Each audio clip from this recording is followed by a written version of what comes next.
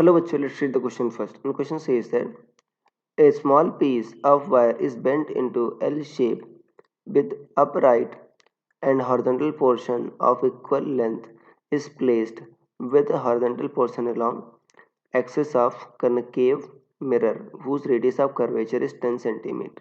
If bend is 20 cm from pole of mirror, then find ratio of length of images of upright and horizontal portions of wire. So students से पहले आपको समझना होगा की concept क्या use हो रहा है.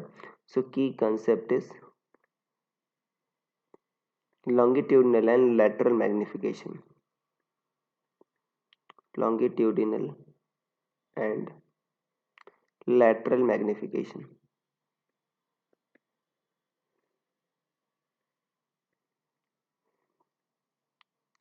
देखो ये आपका एल शेप वायर है, ठीक है ना.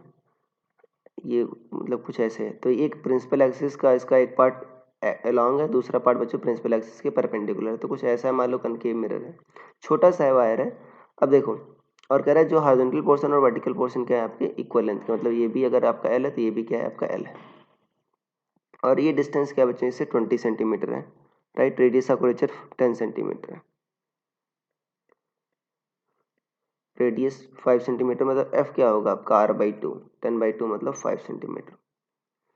तो देखो जो आपका अलॉन्ग द प्रिंसिपल एक्सिस होता है उसके लिए हम क्या यूज करते हैं, आपका लॉन्गिट्यूडिनल मैग्निफिकेशन. और जो उसके लिए प्रिंसिपल एक्सिस के परपेंडिकुलर होता है तो क्या होता है लैटरल मैग्निफिकेशन. तो जो लॉन्गिट्यूडिनल मैग्निफिकेशन होता है एम लॉन्गिट्यूडिनल,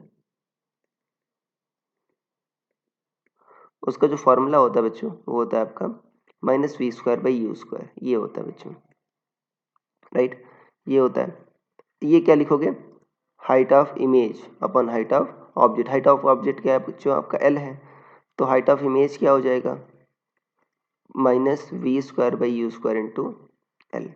और लैटरल क्या होता है आपका, जो आपका ये परपेंडिकुलर रखा गया है एम लैटरल. तो इस केस में लैटरल मैग्निफिकेशन का फॉर्मूला बच्चों -v/u आता है. और ये क्या लिखोगे, मान लो इमेज इसमें एच आई डैश है, ऑब्जेक्ट लेंथ तो बच्चों आपका वर्टिकल वाले का भी एल ही है, तो एच आई डैश कितना होगा आपका -v/u इंटू एल. ये होगा. मुझे क्या पता करना, ratio of length of image of upright. Upright मतलब आपका जो एच आई डैश है बच्चों लेटरल वाले का, H I dash by H I क्या हो जाएगा.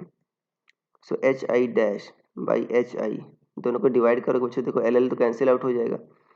तो क्या बचेगा -1/v/u या आपका माइनस माइनस बच्चों कैंसिल आउट हो जाएगा, u/v बचेगा.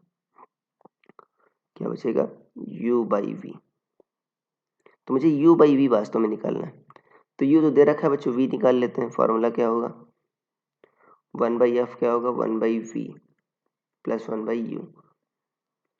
अब मुझे H I dash by H I निकालना है, वो क्या था आपका u/v. सो 1/v क्या होगा 1/f माइनस 1/u. सो 1/v 1/f क्या है बच्चों का 5, बट कनकेव है तो क्या होगा आपका -5 फोकल लेंथ होगी. u क्या बच्चों -20 है. सो -1/5 प्लस 1/20. सो यहाँ पर ये आ जाएगा -3/20 या v कितना आ जाएगा आपका -20/3.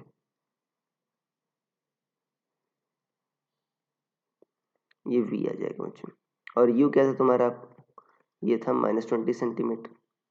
तो वैल्यू रख देते हैं H I dash by H I क्या आ जाएगा. अब माइनस माइनस बच्चों प्लस हो जाएगा ऑलरेडी.